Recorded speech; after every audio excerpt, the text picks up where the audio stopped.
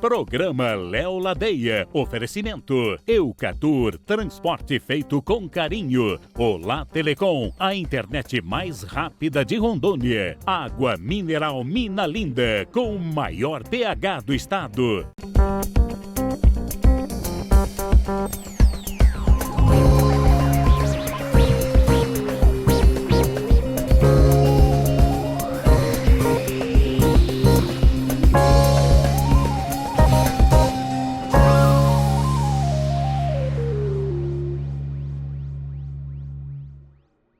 Como é que estão vocês aí? Enquanto o Rondônia está lá fazendo festa na Rondônia Rural Show, a gente está aqui tocando a vida.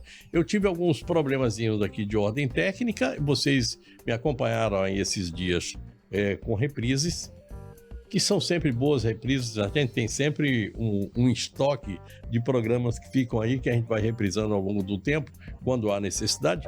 Mas enfim, e hoje eu começo esta semana, aliás, começamos já a semana anterior esta semana com a reprise, e hoje, quarta-feira, eu recebo aqui com um prazer enorme duas figuras. Um que é um escritor sobre direito. Ele tem uma obra que fala sobre direito de Rondônia, muito bem feita. E eu tenho aqui um advogado que tem uma história de vida muito bonita, não só como advogado, mas só de vida pessoal, que é o Dr. José Bandeira, uma figura que é professor, advogado e meu irmão de maçonaria. Aliás, são os dois irmãos de maçonaria aqui da mesma loja. Aliás, 3, já dá quase que para fazer uma sessão. Se tiver mais 2, a gente já começa uma sessão. Com 5 já faz uma sessão. E eu queria dizer para vocês que nós vamos falar a respeito desse momento que vive o Brasil de indefinição na área do direito. A gente teve uma história de direito muito bonita, a OAB, que é uma ordem que vem aí desde da velha república, desde o tempo do Império, que a gente tem esse pessoal que vem trabalhando nessa área de direito e que chega num momento como esse aqui agora, que a gente olha e faz assim, mas o que é que houve? O Brasil ficou de cabeça para baixo? Esse é um dos pontos que a gente vai tratar.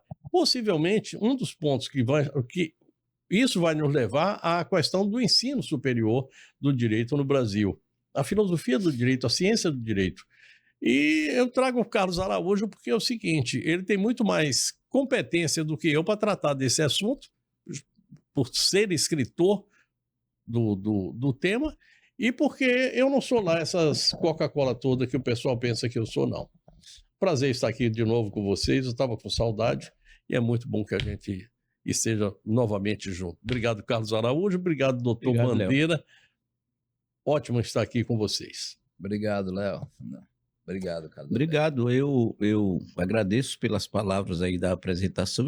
Eu não me sinto escritor, até porque como eu sou jornalista já há algum tempo, escrever para mim é uma missão de todo dia, de toda hora, né? Então, eu na verdade diria mais que assim, eu acabei conhecendo um pouco do direito, também escrevi um livro sobre a trajetória da advocacia do direito em Rondônia, buscando casos lá do século de 1872 até 2024. No tempo que você era menino, né? Bem menino. Agora, na verdade, eu tive uma passagem muito legal profissionalmente falando, de 9 anos como assessor de comunicação na OAB, um terreno que eu pude aprender muito, sou muito grato por isso, e até por isso que eu estou aqui agora, e por isso eu sou grato também.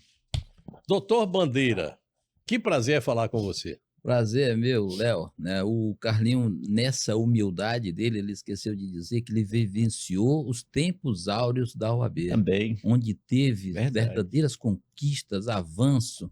Eu me recordo na época, numa reunião com o Orestes Muniz, eu acho, não sei se o Carlinho estava, em que ele dizia assim, vamos projetar em 4 anos a OAB de 20. OAB e do futuro, de fato, aquelas conquistas, elas se projetaram no tempo. Aquilo foi fantástico. Eu vou dizer que uma das campanhas que, no período em que eu estive na OAB, que eu participei, e o Bandeira lembra muito bem, foi a campanha pela aprovação da lei da ficha limpa. A lei 1035, né, de 2010, né? A Rondônia, naquela época, o ex-juiz Marlon Reis, lá do Maranhão, da terra do Bandeira, que foi ele quem criou, né, inventou essa questão aí, ele jogou muito, fez muitos julgados lá nessa questão do cara pode ser candidato, não pode, quantos anos deve ficar depois de cometer um crime, sobretudo contra a administração pública.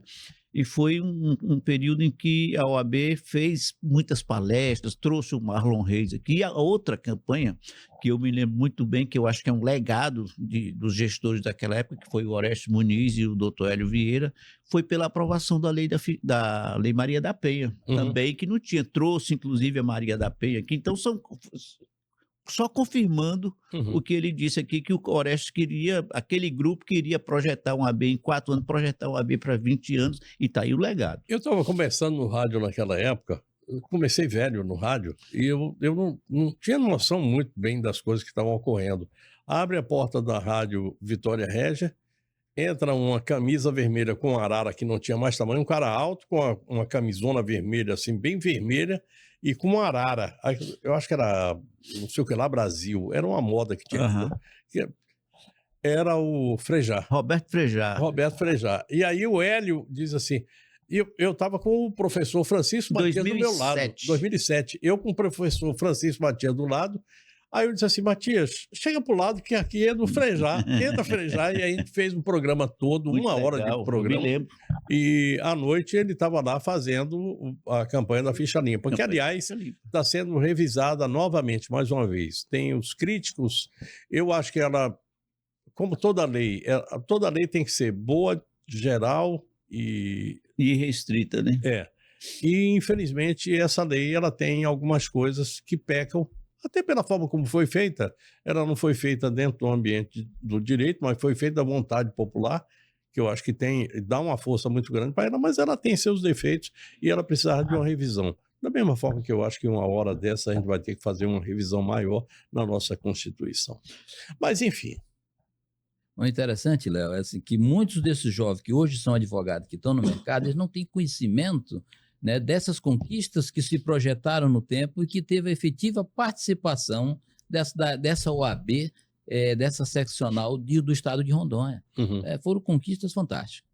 Mas também tem um grupo que lembra, né, Bandeira? Porque era uma OAB muito presente nos acadêmicos, né, nas universidades.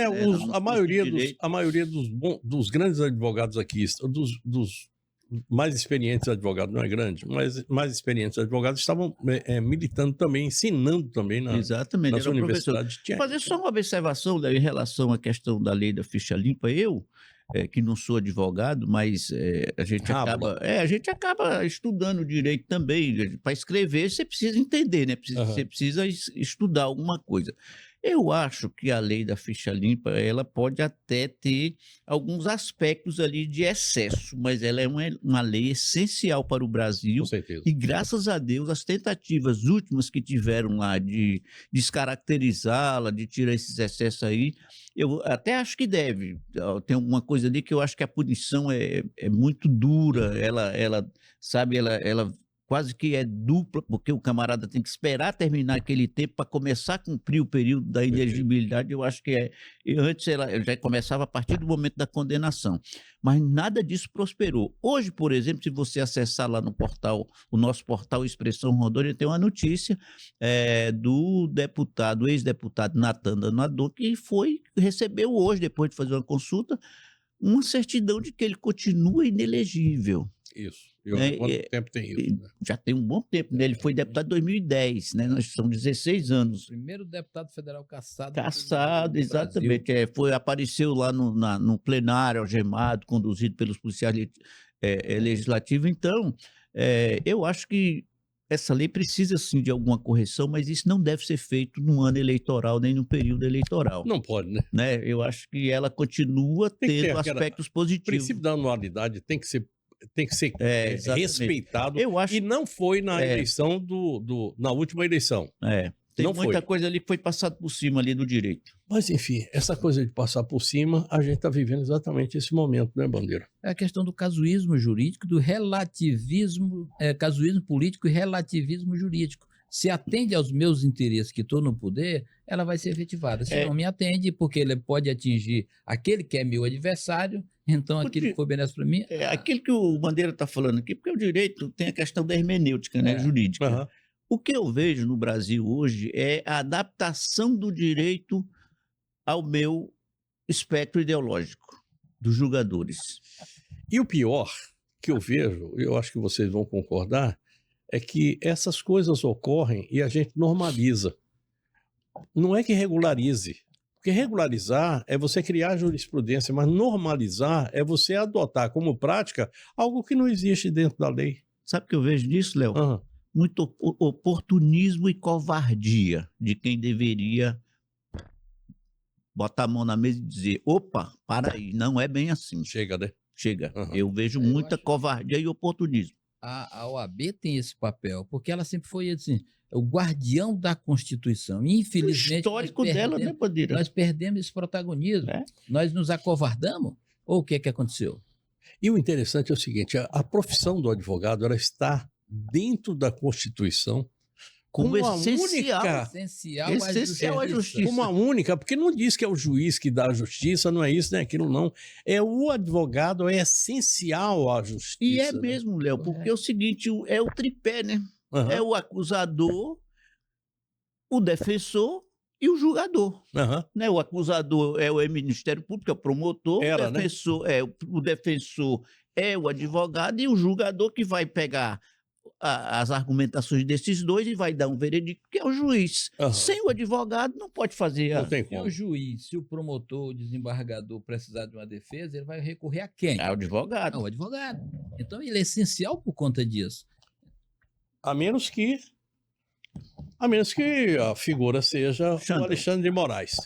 Que aí ele virou É diferente. Aí é o juiz, é o investigador, é o réu. O réu, é o É tudo. A DPU, a Defensoria Pública da União, DPU. acaba de dizer que ele não pode atuar num processo em que ele é réu, eu acho que é contra o Eduardo Bolsonaro, salvo engano, que ele é réu e não pode ser juiz. É, exatamente. E é acusador. Demorou, né, para alguém dizer para aquele A cidadão DPU já, é a segunda exatamente. vez que a DPU coloca o É a dedo na segunda ferida. vez, exatamente. É a segunda vez. Exatamente. Mas por que está acontecendo isso, Bandeira? O que houve que o direito ficou de cabeça para baixo no Brasil? O que acontece? Quando é aquilo que o Carlinho falou com relação à questão dos aspectos ideológicos, que é aquilo que me interessa e que for a meu favor, eu me calo, né? E aquilo que for contra o meu inimigo, eu ressalto e louvo. Né? Enquanto nós estivermos baseado nisso, nós vamos sofrer como sociedade. Então é preciso que nós façamos a meia-culpa, e eu digo isso à OAB como instituição, eu não só estou querendo dizer seccional Rondônia, mas isso eu estou falando no quadro federal, que você não vê uma voz dissonante para dizer isso não está certo, isso não está correto. Muito difícil. Timidamente, a OAB de São Paulo andou fazendo umas manifestações e que isso se propague para todas as seccionais, dizendo assim, o que é certo, o que é errado, que seja de direita ou de esquerda, mas o que é certo, o que é errado não deve prevalecer. Por uma questão de justiça, eu tenho que dizer que nós tivemos aqui uma ação da OAB, da seccional Rondônia, contra alguns abusos que estavam sendo cometidos pelos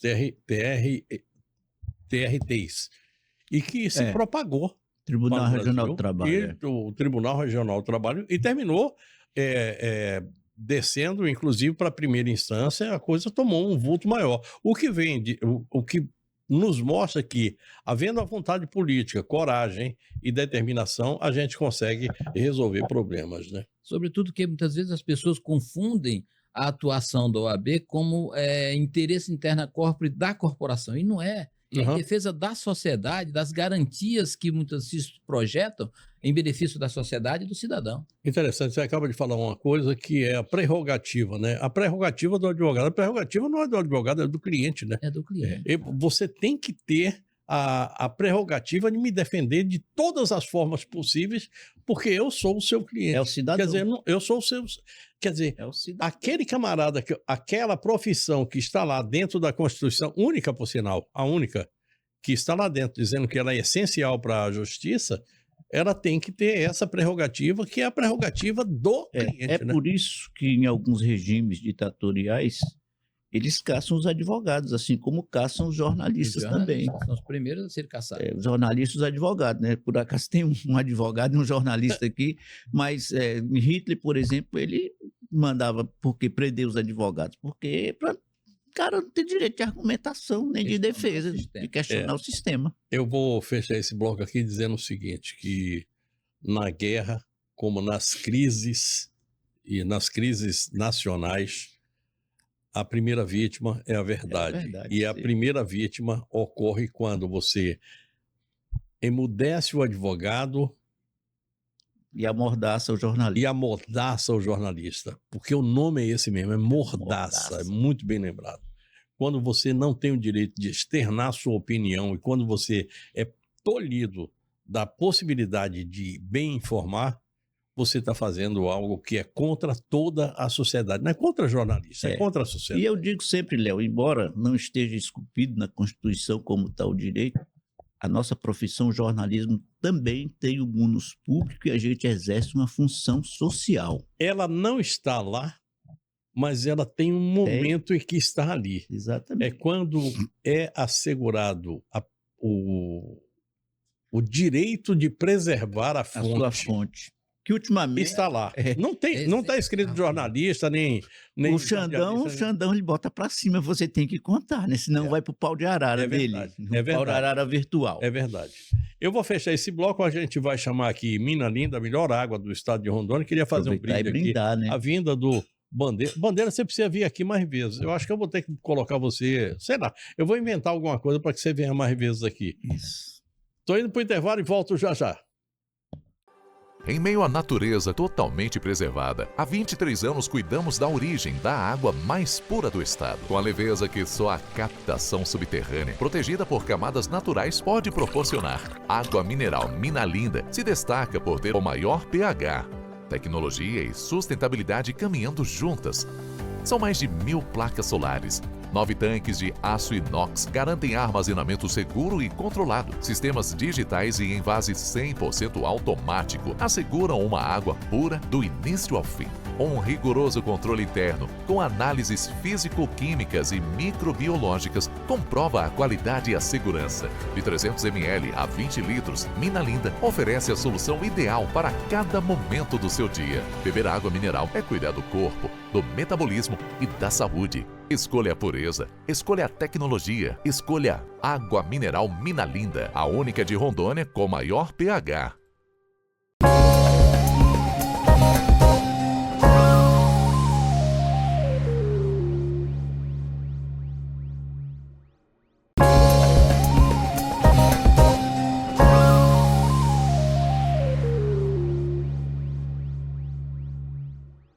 Estamos de volta, eu estou no segundo bloco do nosso programa de hoje. Vamos cá virar a nossa ampulheta para mais 15 minutos aqui com o doutor Bandeira e com o Carlos Araújo. A gente falava a respeito de que, de repente, as coisas mudaram muito no Brasil e as razões, as raízes estão exatamente nisso, né? Algo que aconteceu, a ideologia tomou conta, né? O Carlos hoje de manhã, enquanto a gente conversava, acertando para ele vir aqui, ele me falava a respeito de que a China, ela investiu durante 20 anos em engenheiros e o Brasil investiu em advogados. Hoje a gente tem aí advogado de todos os tipos, bons advogados, mas advogados que nunca sequer tiraram a OAB, né? Estão aí, não são advogados, são bacharéis. E que nunca tiraram a OAB e que estão aí fazendo outras funções.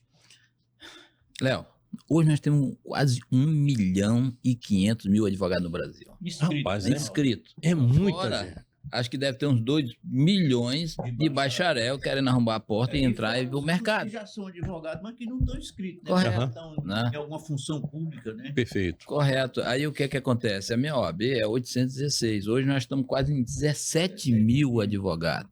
Né? Eu fico preocupado, entendeu? Porque assim, a gente já está no final de carreira, mas tem muitos jovens que estão entrando no mercado e com um sonho, né, de ganhar dinheiro, de ter sucesso, de crescer, né? de evoluir dentro da profissão. Perfeito. É preciso que a gente repense isso como instituição para atender esse jovem. Eu passei um período na academia, agora na Faculdade Católica dando aula, e eu vivenciei essa realidade, olhando nos olhos dos jovens, o brilho que eles têm, né, pelo encanto da profissão. E aí, quando vem para o mercado, ele não encontra aquilo que eles achavam que ia encontrar. Caramba, isso é triste. muito triste, né? Correto. Muito triste. Né? Preciso que a gente repense isso e crie um mecanismo e uma maneira de inserir eles no mercado de trabalho. Agora, me diz uma coisa, Bandeira. Nós tivemos aí, durante muitos anos, uma ideologia que permeou toda a educação no Brasil. Eu gosto de conversar isso com o Swami Vivekananda, porque ele tem uma linha de pensar que é muito disso aqui. Você começa desde lá de baixo, quando você começa a dar creche para a criança, mas a creche já vai em uma pessoa que não está muito bem preparada para aquilo, e aí você tem todo o caminhar até chegar nas universidades, e principalmente nas universidades públicas, que a gente tem aí um ensino que, convenhamos, é precário. O que foi que aconteceu no Brasil? A mercantilização do ensino. A base, ela se perdeu, né? E quando chega em cima, não se tem base. Muitas vezes nós temos o quê? Nós temos o que a gente chama de idiota funcional, que não sequer sabe interpretar um texto. E aí, quando a pessoa vai para o mercado, tem um diploma universitário. Esse é o né? problema. Esse é o problema. Como é que nós vamos resolver isso? Porque nós perdemos já uma geração inteira, que justamente essa que se apresenta agora, por conta desse agudo problema, né, de muitas vezes de base ideológica que acabou prejudicando o conhecimento. Ideologizado, né? Correto. Isso você corrige ou você vai ter que dar um corte e mudar a concepção para alguma coisa nova? Qual é a... É uma questão interessante, porque assim, como é que você vai corrigir uma coisa que já está implantada? É muito difícil. Uhum. Então nós vamos ter que trabalhar dentro de uma nova perspectiva, né, de uma nova geração, para corrigir aos poucos aquilo que já está implantado, que é muito difícil, mas daqui para frente a gente ter uma nova concepção para implantar uma metodologia melhor de ensino para que nós tenhamos homens melhores, uma sociedade melhor, um Brasil melhor. É isso aí, Carlinhos? Agora, a sua opinião? Mais ou menos. Agora eu queria saber do doutor Bandeira o seguinte, como fazer, doutor Bandeira, para incorporar ao direito efetivo, aos operadores de direito, esse contingente, esse multidão de bacharéis em direito que tem no Brasil? Eu, na minha casa, por exemplo, tenho 2 bacharéis em direito. Mas temos 3 milhões no Brasil. Uhum. O exame da ordem é um fator impeditivo? Ele funciona como uma reserva de mercado? Não. O exame da ordem, como é que ele funciona? Ele o não passar no exame da ordem é um reflexo disso que a gente estava falando, do ensino precário. Isso mesmo, também. Essa questão do ensino precário, às vezes, não autoriza a se estar no mercado. Por quê? Porque ali se está se tratando de quê? Do patrimônio da pessoa e da liberdade. E quando não se tem competência para agir desses 2 aspectos, o que é que acontece? Alguém vai ser prejudicado. Vai perder o patrimônio e vai ficar preso. Vai ficar preso, né? Tem isso, né? Correto? Não. É uma coisa bem esquisita. Você está falando sobre o exame da ordem, ele não é um represamento dos maus profissionais, mas ele é uma passagem, Ele é um filtro para o bom profissional. Exatamente. E eu acho até que esse exame da ordem, ele deveria sair, tomar uma outra condição, de forma que engenheiros, médicos... Mas está acontecendo isso. Já estão pedindo exame de ordem para médico veterinário. Isso. O Conselho Federal de Medicina há muito tempo Vinha trabalhando, e aí parece que agora vai ter o exame de proficiência, né, para quem se formou em medicina. Principalmente eu acho muito importante, Léo, porque a medicina, tanto quanto o direito, a medicina está com a sua vida na mão ali, cara. Agora, tem uma outra coisa que eu acho... A gente começa a falar de educação, a educação abre um leque que não tem mais tamanho. Por que a gente tem exame da ordem para advogado e a gente não tem exame da ordem para professor? Pois é. O professor leigo. Era a mesma coisa da gente contratar o rábula em lugar do advogado, ou o curandeiro em lugar do médico. Enfim, a gente precisa dar uma olhada nisso aí. Eu não sei como é que o Brasil vai... Eu não vou estar aqui para ver. Eu acho que nenhum de nós. Mas em algum momento nós vamos ter que rever e reavaliar tudo isso, né? É o reflexo, um grande reflexo, por exemplo, dessa questão da formação em massa, né, do direito no Brasil, é que tem um monte de gente que não passa na OAB. Mas se você for ver nos concursos por aí, concurso Pagari, por exemplo, vai lá ver quantos bacharéis em direito Com certeza. se inscrevem. Eu estava vendo ascensorista, que é uma profissão que nem existe mais, porque os elevadores são automáticos, mas tem não sei quantos mil ascensoristas lá em Brasília. E com salário altíssimo. Com salário muito grande. O que eu digo é o seguinte, hoje, sem desmerecer as outras profissões, mas hoje o piso salarial do advogado, ele é menor de que um gari, de que um assessorista, como você fala, sem desmerecer as outras condições. Mas o cara passa 5 anos estudando para ter um salário, hoje, se eu não me recordo, parece que está R$ 2.300 o piso salarial. Excrescência isso, não?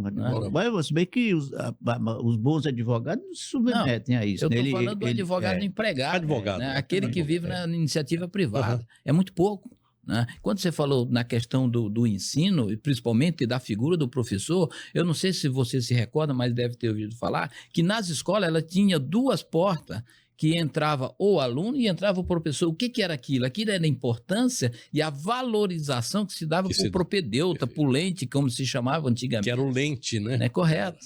Então, assim... A mesa era a cátedra. Era correto. Diferente. Nós perdemos isso. O exame admissional era talvez um vestibular que hoje se tem. O exame depois da 5ª série, né? Isso, é admissional. Né? Admissional. Né? Então, assim, nós perdemos não era só... a admissão ao ginásio, eu fiz. Nós perdemos esse respeito com aquele que dá a vida para a sociedade no sentido do ensino, como também dentro dessa perspectiva de uma nova realidade que se apresenta, que os jovens hoje, infelizmente, não sabem nada. A estrutura do país, me permita, a estrutura do país hoje, nós temos hoje uma lei de Mequila, que está lá no Paraguai, que é a forma que o Paraguai encontrou, é a lei de Mequila, com a redução de impostos e uma análise muito forte da economia do país. Nós estamos perdendo cérebros para o Paraguai, estamos perdendo empresas para o Paraguai, estamos perdendo tudo para o Paraguai. E eu estava me lembrando que o bendito do Raul Seixas cantou lá em 1983, na Panela do Diabo era o nome daquele. Ele cantou que... O Aluga-se? Não, o Aluga-se é de 1980. Em 83 ele disse que do jeito que esta AM está indo e que enquanto não vier a vida eterna, eu vou pedir um asilo ao Paraguai. Olha, em 1980, chegamos, né? Chegamos.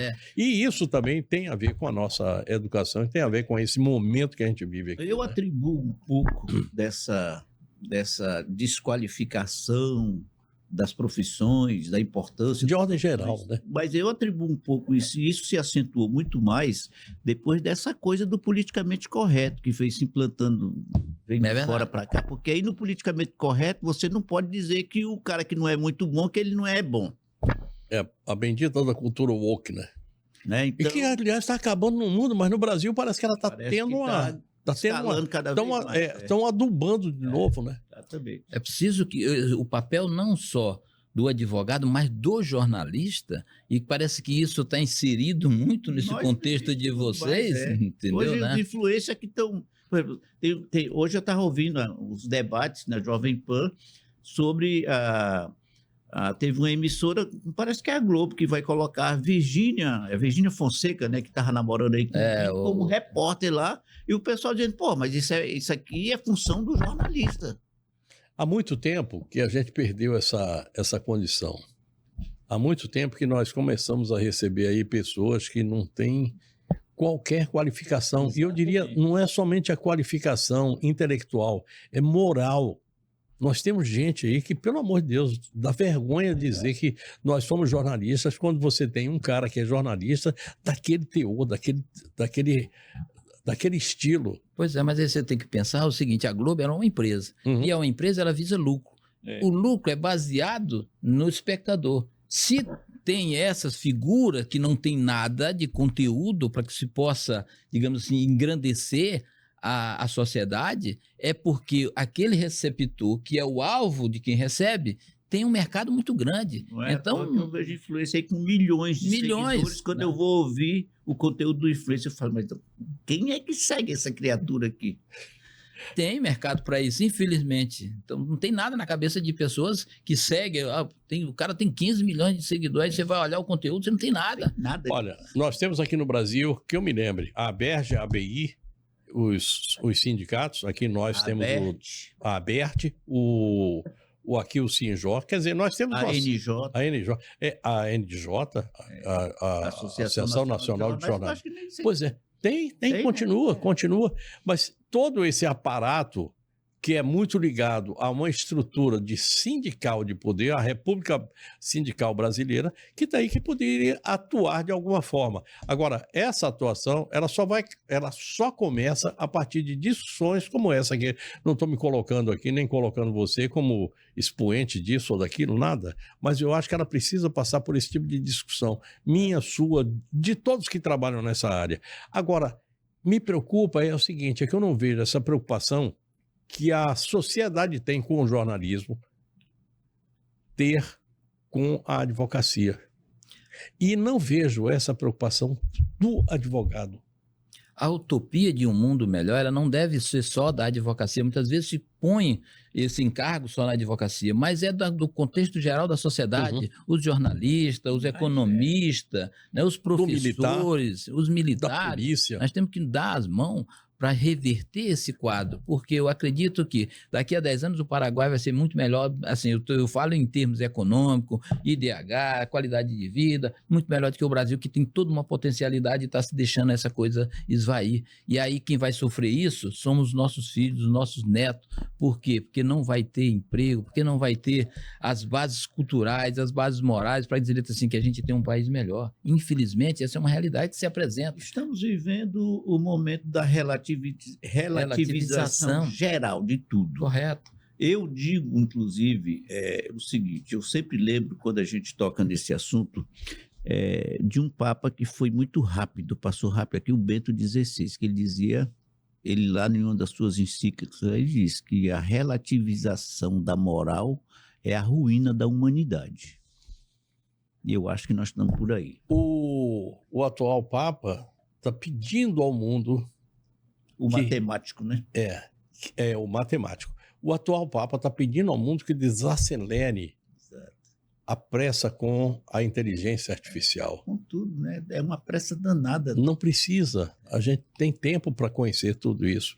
E a gente pode estar pulando etapas que serão prejudiciais. Não estou dizendo que será, não. Estou dizendo que poderão ser. Estamos Ou então teremos que ter um novo aprendizado mais adiante com as dores que isso impõe. Você sabe que uma coisa que eu fico irritado, eu pensei que quando a gente tivesse passado pela pandemia, que a gente fosse sair melhor, nós saímos piores. Eu vou fechar esse bloco aqui para a gente conversar um pouquinho sobre isso, mas eu queria me dedicar um pouco mais à OAB. Eu não vou perder a oportunidade de ter um advogado e de ter uma escritora aqui que trabalhou na OAB, que foi chefe da comunicação da OAB, e a gente não falar a respeito dela. Está na hora da gente falar agora de Brasil Digital. Internet não é tudo igual não, viu, gente? Fica esperto com isso aí. Eu vou virar essa nossa ampulheta aqui e aguardar para a gente tocar o próximo bloco com mais 15 minutos. Vamos lá. Não ouve nada, Fogo. Não ouve nada, Fogo. Abre o bonito. Na hora mais decisiva do jogo, com a Brasil Digital, você não perde nenhum lance. Aqui, você escala os verdadeiros craques para a sua internet. E ainda concorre a prêmios incríveis para entrar no clima da Copa. Brasil Digital. É Brasil até no nome.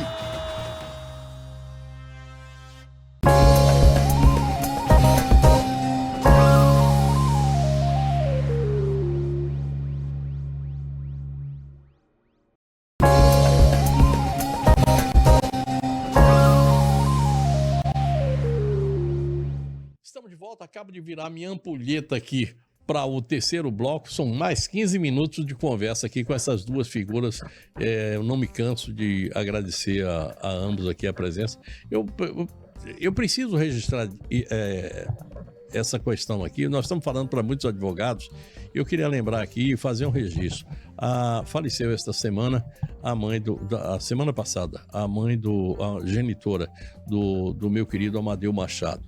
Eu queria mandar um abraço para ele. Já falei com ele via WhatsApp, mas queria, de qualquer forma, de público, falar a respeito do meu profundo pesar pela sua perda. Eu sei exatamente o que é isso. Ela tinha 95 anos, a minha tem 107, e eu convivo com isso o tempo todo. A possibilidade da perda imediata é uma pena.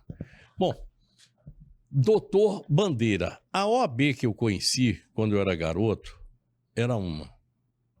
As OABs de hoje são outras. E a OAB Nacional, que num determinado momento se ideologizou. Nome difícil, né? É complicado. Ela prestou um desserviço muito grande ao Brasil de uma forma geral. Nós já tivemos aqui Rui Barbosa, já tivemos Pontes de Miranda.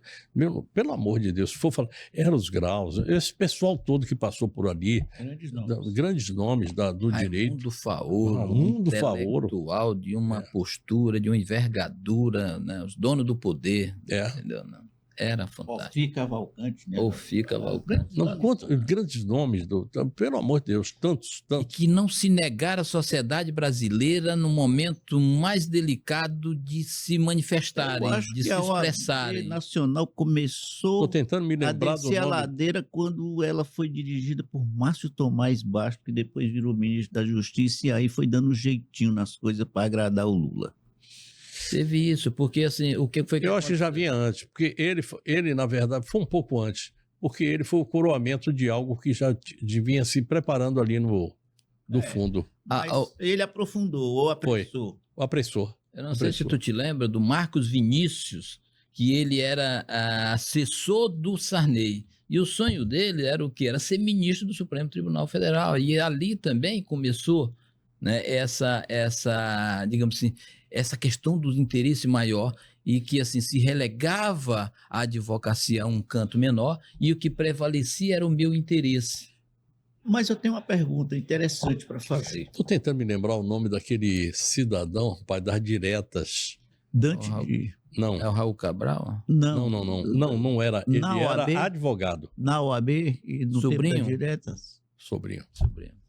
Pelo amor de Deus, que coisa. Mas, Bandeira, é o seguinte... Quem vê aquele homem e olha qualquer um das 11 cabeças que estão hoje dentro do Supremo Tribunal Federal, você fala assim, quanta a diferença? Você vê um Ives Gandra e qualquer um deles pode fazer a soma de todos. É a geração de ouro, esses homens, entendeu, né? Não se faz mais como naquela época. O que tinha postura, que tinha valores, né? Que enxergava a sociedade. Valores inegociáveis, né? Inegociáveis. E hoje em dia não se tem mais isso, né? Pelo meu interesse, tudo é negociável. Sobral Pinto, quando o Lula assumiu... Tentando me lembrar dele, não era sobrinho, não era Sobral Pinto. Quando o Lula assumiu, criou um cargo para ele porque disse que ele estava sem renda. E ele disse, eu vou trabalhar. Não, ele disse, eu não quero o cargo. Né? Aquilo é uma postura, né, de um respeitosa correto. Com ele mesmo. Com ele mesmo. A história dele, com a biografia dele. Conheci um cidadão que não era advogado, Rábula. Major Cosme de Farias, o homem dos habeas corpus na Bahia. Ele ficava com papel de pão, onde ele rascunhava os pedidos de habeas corpus. Nunca negou um. Nunca negaram um a ele. Aliás, você sabe, Léo, que esse é um instrumento que a justiça é obrigada a receber de um não advogado para liberar alguém. Mesmo que não seja, o habeas corpus é um instrumento de garantia da liberdade, mas de muita garantia. A gente tem história de preso que escreveu num papel, disse, estou preso injustamente, eu quero um habeas corpus, e esse instrumento é levado para o tribunal. E ele aceita, né? E ele aceita. Né? Por quê? Porque muitas vezes a questão do direito ela não está no argumento, mas na verdade que é refletida dentro do processo, daquilo que está ali dentro. E aí o tribunal ele é obrigado a analisar. E se houver, né, verdade naquilo que está sendo exposto, o tribunal é obrigado a conceder. E hoje, infelizmente, a gente vê no curso de determinados processos a verdade sendo subjugada pelo meu espectro, pelo entendimento ideológico do juiz. Acabei de falar ali no início, no primeiro bloco, que quando na guerra e na crise, a verdade é a primeira vítima. É verdade. É certo. Agora, qual é a OAB, qual é a advocacia que o senhor e que outros que se filiam dessa sua corrente de pensamento quer? Eu me lembro quando eu estudava na faculdade, se falava no direito alternativo. Você se lembra disso? E esse direito alternativo é o relativismo que a gente tem hoje, né? Que não é o não que vale, não é o aspecto da lei, mas assim a interpretação do julgador, que muitas vezes ele não reflete a verdade, porque quando eu não tenho garantia de que a lei ela vale, que o que vai valer é o que o julgador pensa, independente do que a lei diz, aí a sociedade... fatos, né, Isso, a sociedade começa a ruir. Quando o Carlinho falou ainda agorinha com relação à questão de muitas sociedades que ruíram por conta do liberalismo, né, a história ela é justamente feita para contar e para nos relembrar do erro do passado. Roma caiu por conta disso, né? A Pérsia caiu por conta disso, né? O Egito caiu por conta disso. Então, todas essas sociedades, essas grandes sociedades, caiu por conta desse relativismo, que o que prevalece é essa questão do aspecto ideológico, do interesse do ditador ou de quem esteja à frente. É preciso que a gente tenha que a gente faça essa reflexão, e isso não só no aspecto geral político, mas também enquanto entidade interna corpore da OAB, para que a gente possa rever aquilo que a gente possa melhorar. Eu fico assim, você me dá um momento de grande alegria ao falar isso, porque a gente se lembra de que todos eles caíram. A mãe Rússia, a Alemanha nazista, tudo isso caiu, a Itália de Mussolini, tudo isso caiu, o Portugal do Salazar, tudo isso caiu. E eu fico assim, uma hora cai, sabe por quê? Porque a sociedade, ela se alevanta, ela não... Chega um momento em que ela não... Chega uma hora que esgota. Esgota, assim, chega.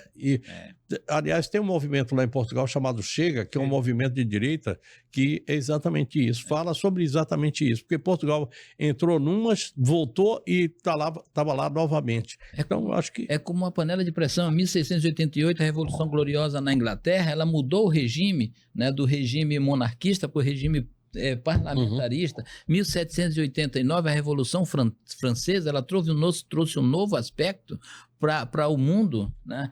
A panela de pressão, quando ela explode, ela tem que explodir no Brasil. Não estou falando de violência, não estou falando muito de pelo contrário. É de consciência, né? Consciência, né?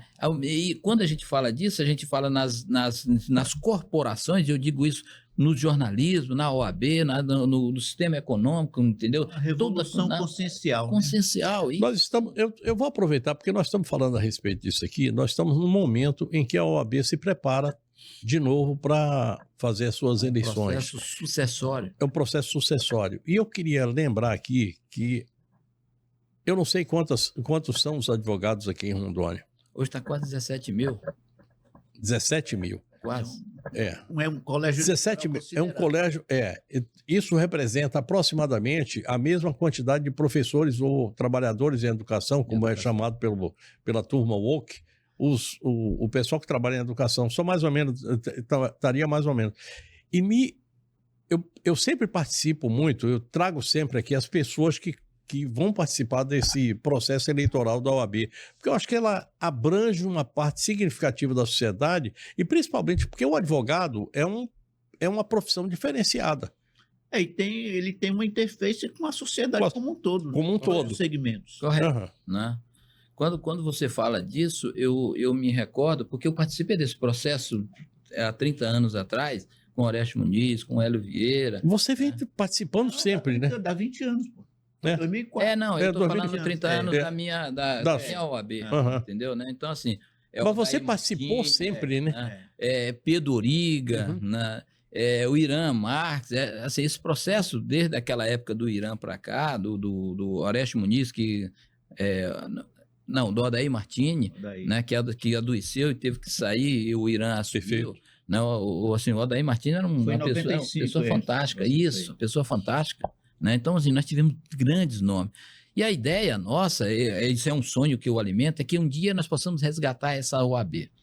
Uma OAB de inclusão, não de exclusão. Quando um grupo ganha, o outro se afasta e fica ali relegado ao tempo. Isso é triste. O que é uma coisa terrível, né? Isso nos leva para essa coisa provinciana de direita e esquerda, de eu estou certo, você errado, nós contra eles, que é uma coisa ruim. Isso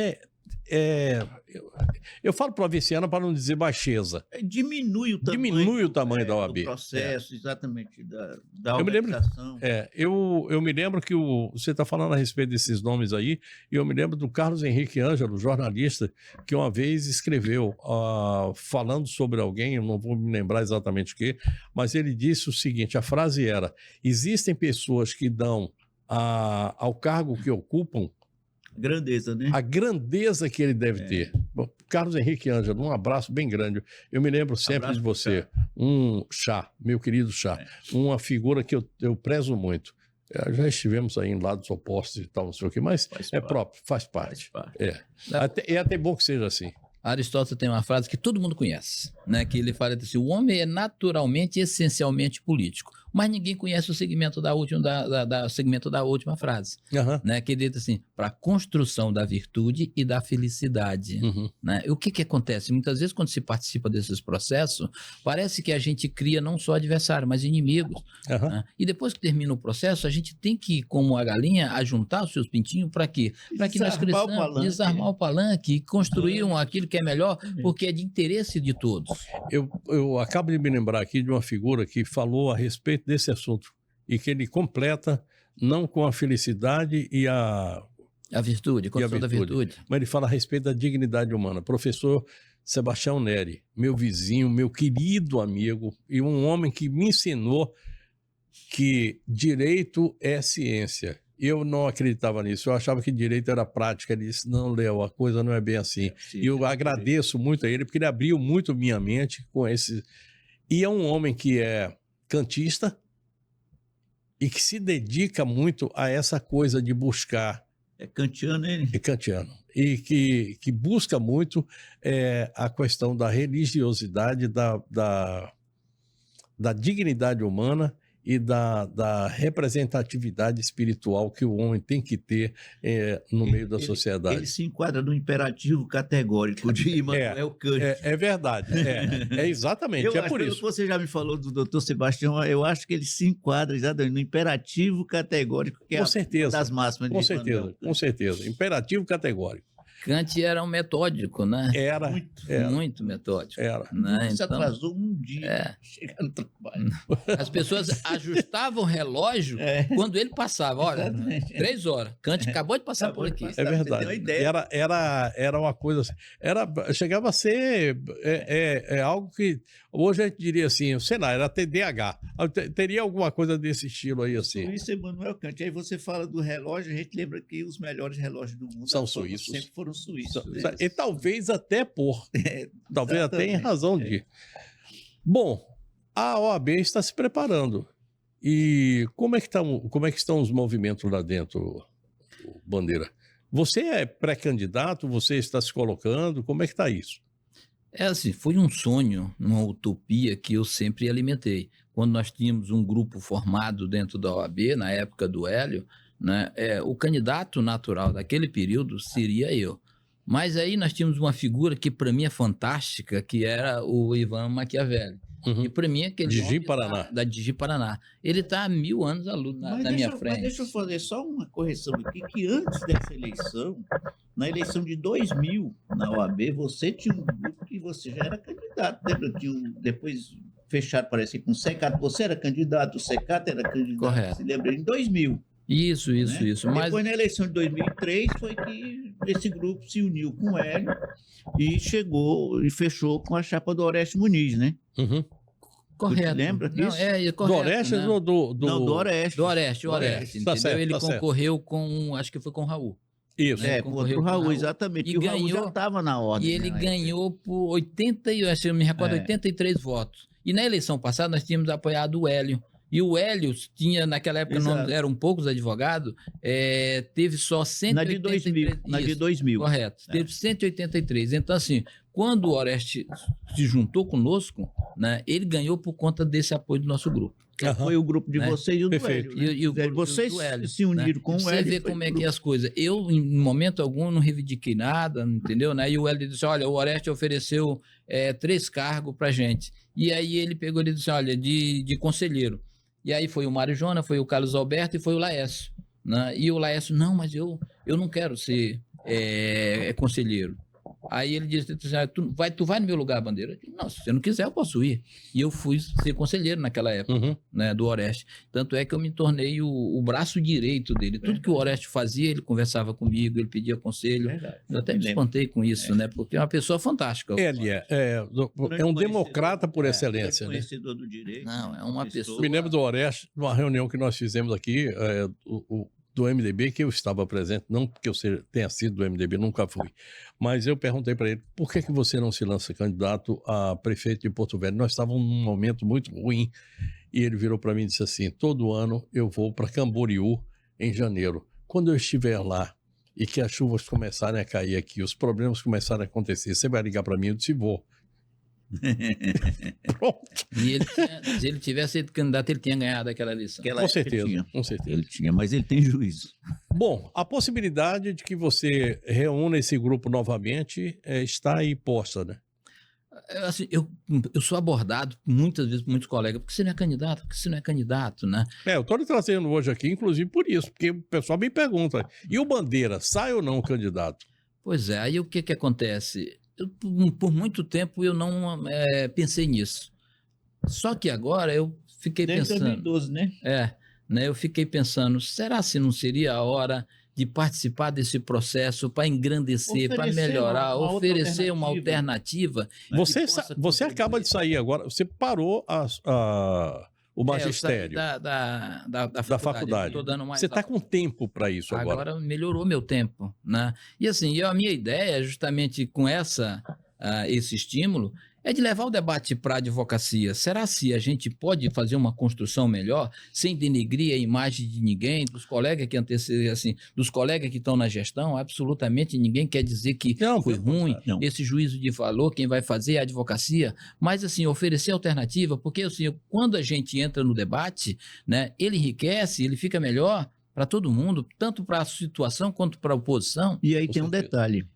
A ordem, muito mais do que outras entidades, ela carece e necessita de reoxigenação.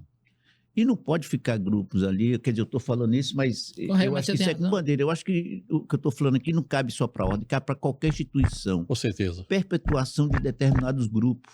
Inclusive, No poder. inclusive na política A partidária. política partidária, eu sou contra a reeleição Eu- por isso. Pois é, eu estou aqui, nós vamos encerrar já o programa aqui, a Ampulheta Já foi. já contou aqui o meu tempo, mas eu queria lembrar que esse ano, além da eleição da OAB, mas nós temos a eleição geral A eleição é no ano que vem, né? É. 27.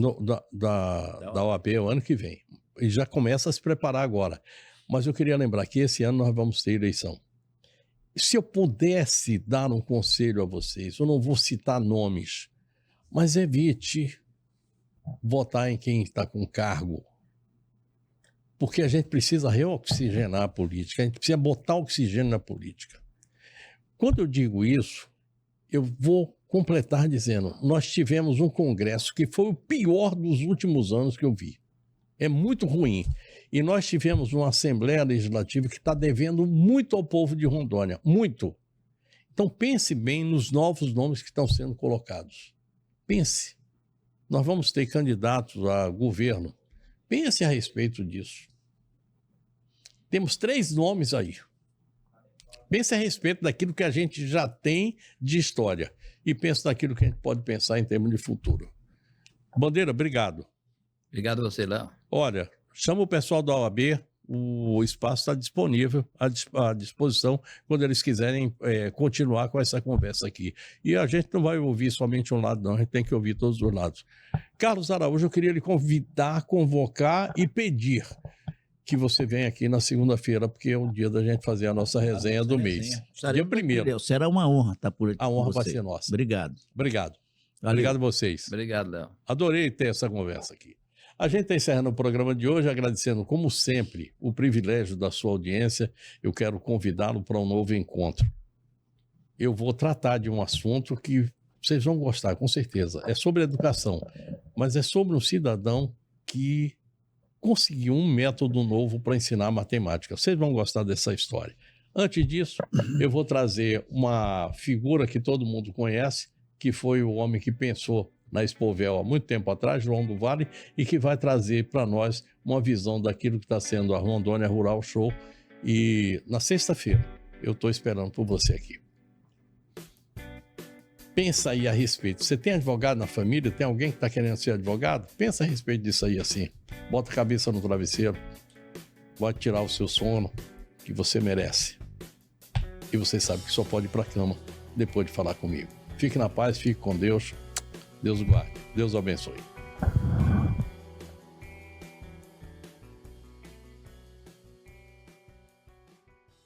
Programa Léo Ladeia. Oferecimento Eucatur, transporte feito com carinho. Olá Telecom, a internet mais rápida de Rondônia. Água mineral Mina Linda, com o maior pH do estado.